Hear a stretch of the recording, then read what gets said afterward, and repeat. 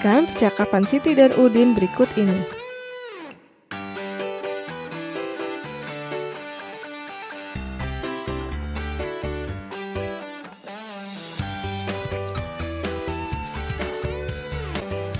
Mengapa ada siang dan ada malam ya? Apakah matahari itu bergerak sehingga ia terbit dan tenggelam?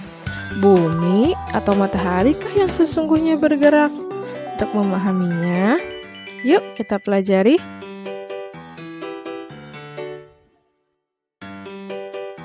Anak-anak, coba perhatikan judul dan gambar sampul buklet berikut ini. Dapatkah kamu memperkirakan informasi-informasi penting apa saja yang ada di buklet tersebut? Pada tema sebelumnya, kita sudah pernah belajar mengenai menggali informasi dari teks non-fiksi hanya dengan membaca judulnya saja. Apakah kalian masih ingat apa itu teks non-fiksi?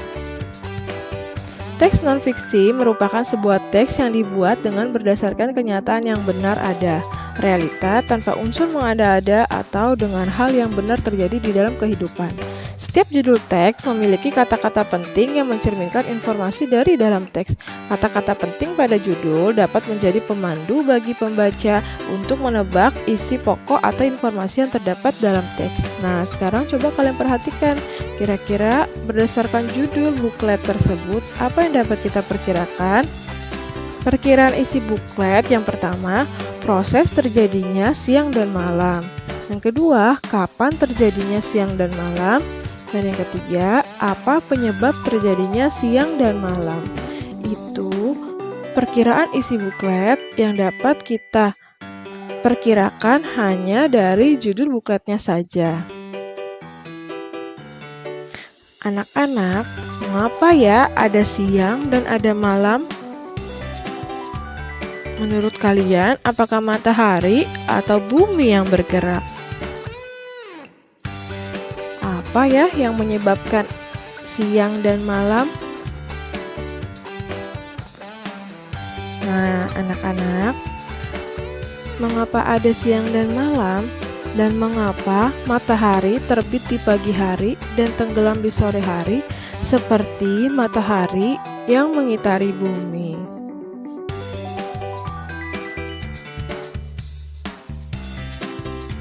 Matahari pagi terbit di sebelah timur dan sore hari tenggelam di sebelah barat.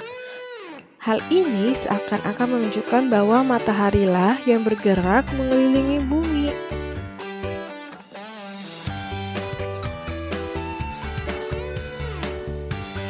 Matahari tampak bergerak dari timur ke barat karena adanya rotasi bumi.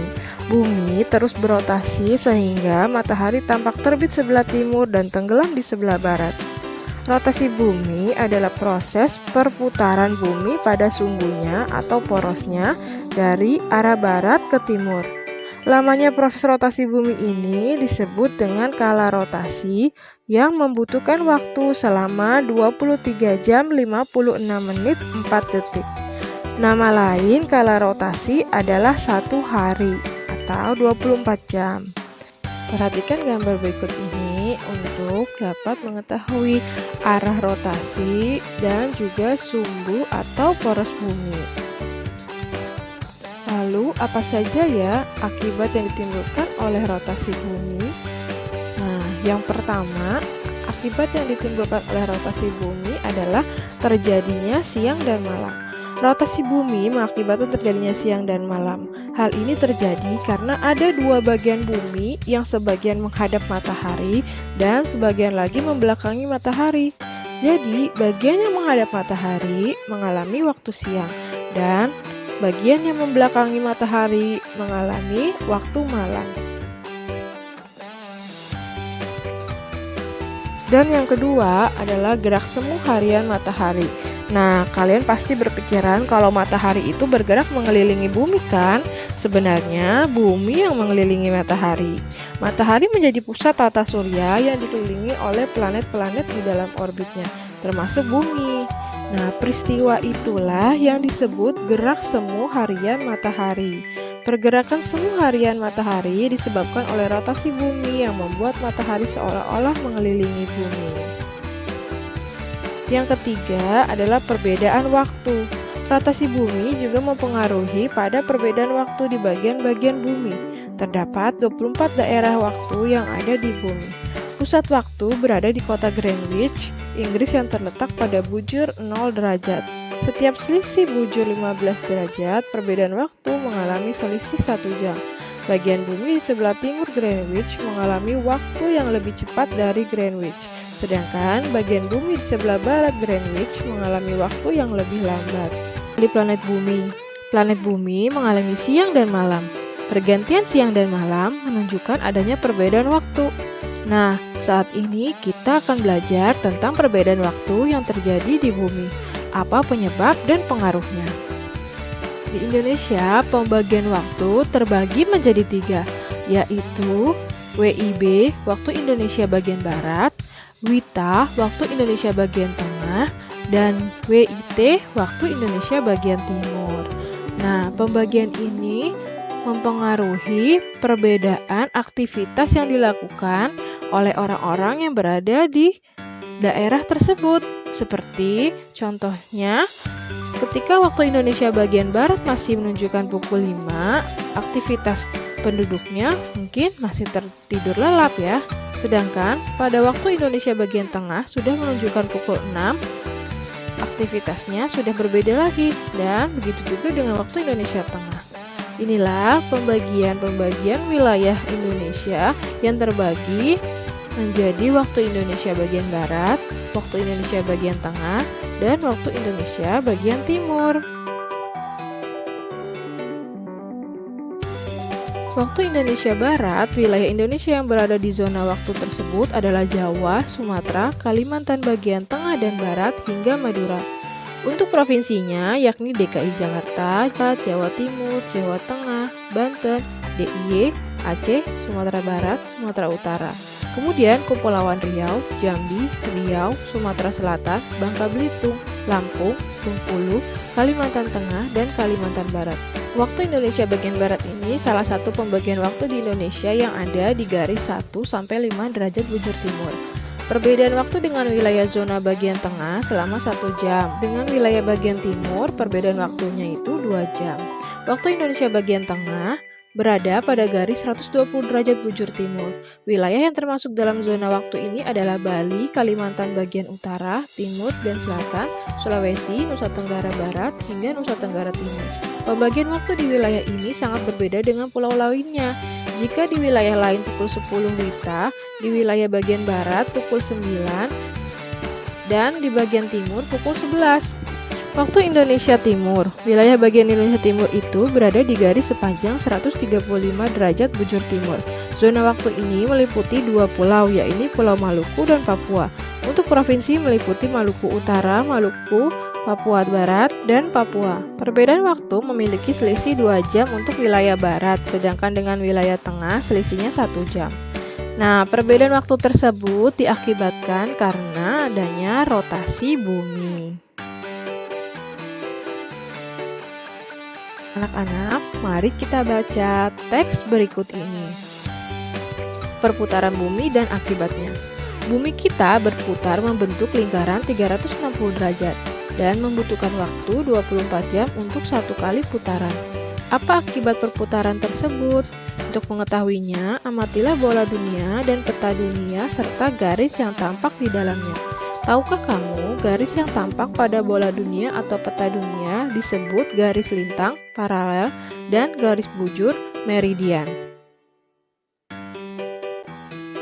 Garis lintang adalah garis khayal horizontal yang melingkari bumi.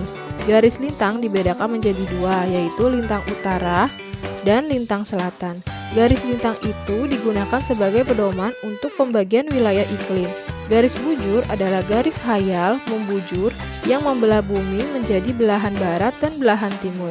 Garis bujur yang terletak di belahan barat disebut garis bujur barat, sedangkan yang terletak di belahan timur disebut garis bujur timur. Garis bujur digunakan sebagai pedoman untuk pembagian wilayah waktu. Garis bujur barat dan garis bujur timur berhimpit di garis 0 derajat Greenwich. Garis ini melalui Greenwich Observatory di kota London, Inggris. Oleh karena itu, kota itu ditetapkan sebagai penentu waktu internasional. Saat berotasi 1 derajat, maka bumi membutuhkan waktu 4 menit. Apabila berputar 15 derajat, bumi membutuhkan waktu 1 jam. Berdasarkan perhitungan itulah, setiap tempat di muka bumi yang mempunyai selisih garis bujur 15 derajat akan mempunyai perbedaan waktu 1 jam. Anak-anak, dari teks tersebut, mari kita temukan kosakata-kosakata baru. Yang pertama, derajat, yang artinya satuan ukuran sudut. Yang kedua, paralel, maknanya adalah sejajar. Yang ketiga, lintang, yaitu garis atau lingkaran yang dibuat dari arah timur ke barat pada peta bumi dan globe. Yang keempat, bujur, posisi timur dan barat suatu tempat di permukaan bumi. Yang kelima, hayal, yang diangan-angankan seperti benar-benar ada. Nah, cobalah kalian cari yang lain kosakata yang kalian baru dengar dan temukan artinya pada Kamus Besar Bahasa Indonesia. Sungguh luar biasa keagungan Tuhan. Bumi, langit, dan isinya adalah bukti nyata mahakarya Tuhan yang Maha Esa. Sudah selayaknya kita selalu mengucapkan syukur atas anugerah tersebut. Alam raya ciptaan Tuhan sungguh mengagumkan. Rasa kagum manusia terhadap ciptaan Tuhan dapat diungkapkan melalui berbagai cara. Salah satunya adalah melalui lagu. Ingatkah kamu tentang interval nada? Jarak antara dua buah nada dikenal sebagai interval. Jika dua buah nada tersebut dimainkan secara bersama-sama, kita mengenalnya dengan istilah interval harmonis. Jika dua buah nada tersebut dimainkan satu nada, kemudian disusul dengan nada yang lain secara berurutan, kita mengenalnya dengan istilah interval melodis. Pernah kamu mendengar lantunan lagu Ambilkan Bulan yang diciptakan oleh Bapak Ateh Mahmud? Amati lirik dan notasi lagunya. Identifikasilah interval nada pada lagu Ambilkan Bulanmu dengan tangga nada C mayor. Dan anak-anak, berlatihlah menyanyikan lagu Ambilkan Bulanmu dengan interval yang tepat. Baiklah anak-anak, demikianlah pembelajaran kita hari ini. Semoga dapat kalian pahami dengan baik dan semoga bermanfaat. Sampai jumpa di pembelajaran berikutnya.